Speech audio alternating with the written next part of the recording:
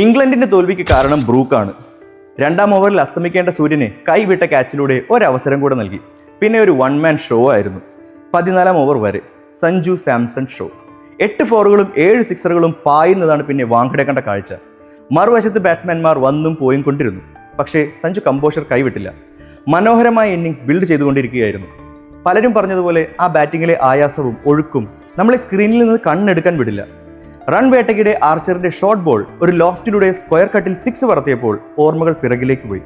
ക്രിക്കറ്റിന്റെ ദൈവമായ സച്ചിനിലേക്ക്. അത്രയും സാമ്യമുണ്ടായിരുന്നു ഷോട്ടുകൾക്ക്.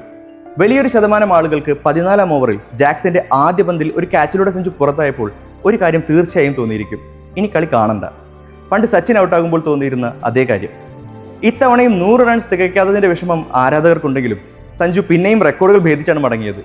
T20 വേൾഡ് കപ്പ് നോക്കൌട്ടിൽ ഏറ്റവും അധികം 6 നേടിയ ഇന്ത്യൻ എന്ന യുവരാജിന്റെ record, single T20 world cup എഡിഷനിൽ ഏറ്റവും കൂടുതൽ 6 നേടിയ ഇന്ത്യൻ എന്ന രോഹിത്തിന്റെ റെക്കോർഡ്, T20 വേൾഡ് കപ്പ് നോക്കൌട്ടിലെ ഇന്ത്യക്ക് വേണ്ടിയുള്ള ഏറ്റവും ഉയർന്ന പാർട്ണർഷിപ്പ് എന്ന 19 വർഷത്തെ റെക്കോർഡും മറികടന്നു.